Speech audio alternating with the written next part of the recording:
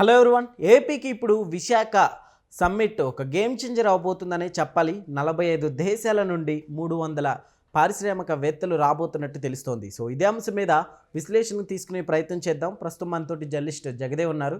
ఇంటర్వ్యూలోకి వెళ్ళిపోదాం. Hello sir. Hello sir, నిజంగా game changer అంటే నెక్స్ట్ అసలు ఎలా ఉండబోతుంది? ఈ సమ్మిట్ ఆల్రెడీ ఈ గడిచిన 16 నెలలో 15 నెలలో అయింది. ప్రభుత్వం గవర్నమెంట్ ఫామ్ ఏది కూటమి ప్రభుత్వం, ముఖ్యమంత్రి చంద్రబాబు నాయుడు గారి ప్రభుత్వం. అయితే ఏదైతే సూపర్ 6లో హామీలు ఇచ్చారో అది నెరవేర్చే దిశగా ఒక్కొక్కటిగా చేసుకెళ్ళేసరికి ప్రతిపక్ష హోదా కూడా లేని వాళ్ళకు కూడా నోర్లు మూయించే స్థాయి తీసుకొచ్చేశారు, ఒక్కొక్కటి ఇస్తూ. ఇకపోతే పెట్టుబడులే ప్రధానంగా, ఎందుకంటే రాష్ట్రం ఒక్కసారి 10 ఏళ్ళు వెనక్కి వెళ్ళిపోయింది.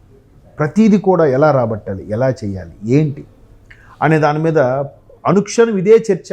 ఈ చర్చలో ఉన్నారు, ఈ డిస్కషన్లో ఉన్నారు కాబట్టే వీళ్ళు ఎవరెవరు ఎన్ని వాగుతున్నా, ఎన్ని మాట్లాడుతున్నా, ఎన్ని అవాకులు చవాకులు చేస్తున్నా వాళ్ళని ఎవరిని అరెస్టులు చేయట్లేదు.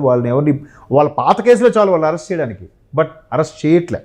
ఓకే, పెట్టుబడులు తీసుకొచ్చి తద్వారా రెవెన్యూ జనరేట్ చేస్తే అన్నీ. ఇప్పుడు హైదరాబాద్ ఉంది, దాన్ని రెవెన్యూ అంత ఎవరిని ఊహించగలరా?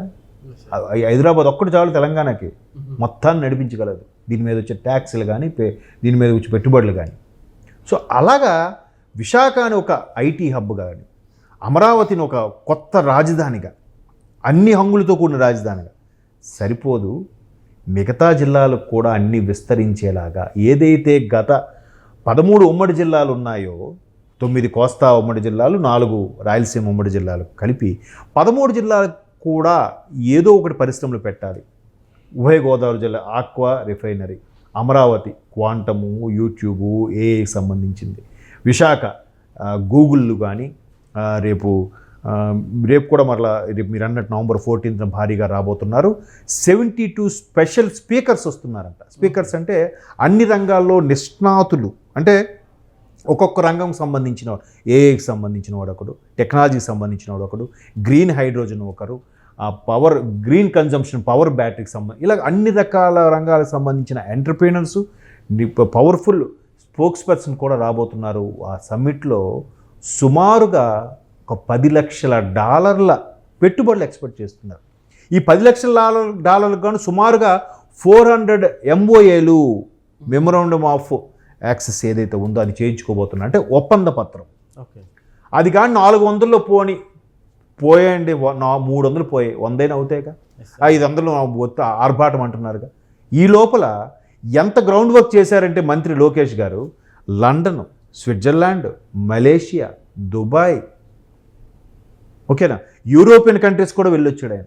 ఓకే, వీళ్ళేమనుకుంటున్నారు, అక్కడికి వెళ్ళి ప్రతి దగ్గరికి కూడా ముందు ప్రవాస భారతీయులు, ఎస్పెషల్లీ ప్రవాస ఆంధ్రులు ఎవరెవరు ఏ పొజిషన్ ఉన్నారు వాళ్ళని పిలిపించడం, మాట్లాడడం, మీ కంపెనీ ఏంటి, ఇక్కడ మన ఆంధ్రప్రదేశ్లో విశాఖపట్నంలో కానీ ఎక్కడైనా మీకు అనుకోని ప్రదేశంలో పెడుతుందా, లేదు బెంగళూరు దగ్గరలో కావాలి, కర్నూలు అనంతపురం మధ్యలో మీకు హబ్గా పెడతాం, అక్కడ పెట్టుకోండి. ఎక్కడికి వెళ్ళినా ఇదే, వేరే థాటే లేదు.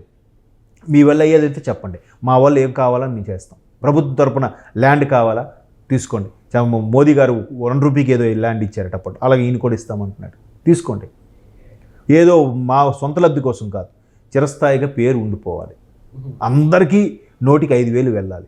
సుమారుగా ఒక 20 లక్షల ఉద్యోగాలు టార్గెట్ పెట్టుకుంటే కనీసం 5 లక్షల ఉద్యోగాలైనా వస్తాయి నెక్స్ట్ ఇయర్ లోపు అనే టైంలో వెళ్తున్నారు. ప్రతిదీ కూడా ఇప్పుడు ఆ నెల్లూరు కృష్ణపట్నం ఏదో అని అన్నారు, దానికి మేము కృష్ణ పోర్ట్ డెవలప్ చేసామన్నారు. ఎవరు? వైసీపీ వాళ్ళు. జస్ట్ రోడ్ వేసారంతే. బట్ దాన్ని యూటిలైజ్ చేసుకొని ఈరోజు బీపీసీఎల్ ప్రాజెక్టు మనకు రాబోతుంది, సెంట్రల్ గవర్నమెంట్ మనకే ఆమోదించేసింది. నెక్స్ట్ సెమీ కండక్టర్స్ది ఉంది. సెమీ కండక్టర్స్ది ఒక ఇంటర్నేషనల్ కంపెనీ ఎక్కడ పెట్టాలి భారతదేశంలో అని ఆలోచిస్తే 3 ప్రదేశాల్లో పెట్టడానికి ప్రభుత్వం, కేంద్ర ప్రభుత్వం గ్రీన్ సిగ్నల్ ఇచ్చింది. అందులో ఒకటి పంజాబ్, రెండోది ఒరిస్సా, మూడోది ఆంధ్రప్రదేశ్. మిగతా రాష్ట్రాలకు ఎందుకు ఇవ్వలేదు? ఎందుకు రాబట్టుకోలేకపోయి, ఎందుకు సాధించుకోలేకపోయి? That credit goes to again మంత్రి లోకేష్ గారే.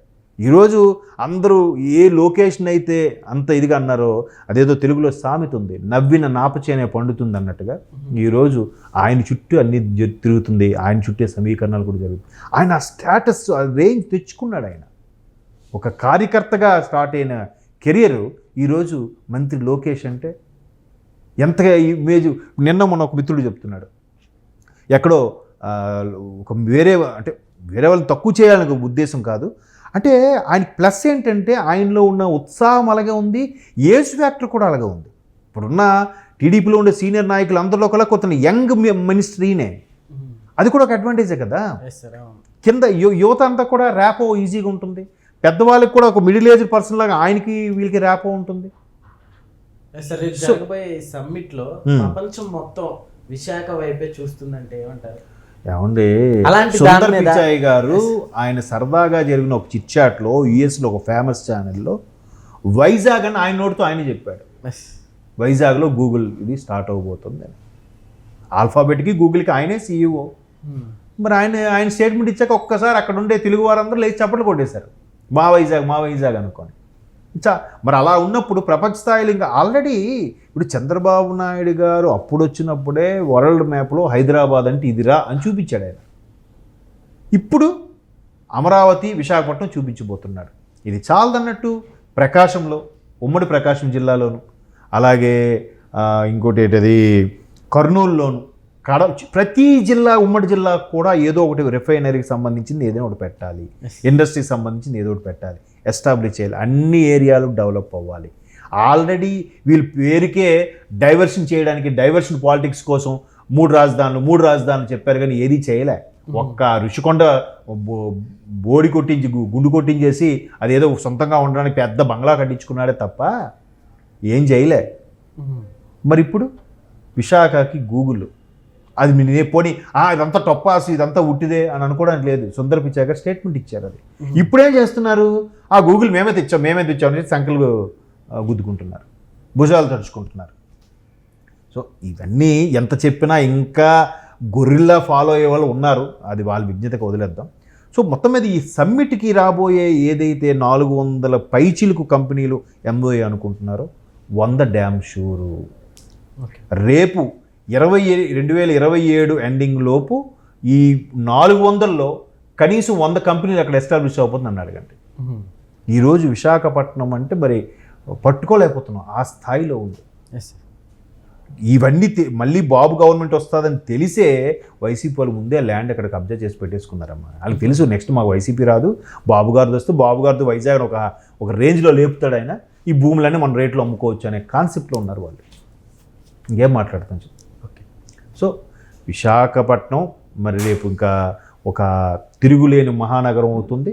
అది కాక కొత్త నగరం అమరావతిని కూడా నిర్మించి ఏర్పాటు చేస్తున్నారు. నిజంగా కూటమి ప్రభుత్వంకి hats off. Okay sir, thank you.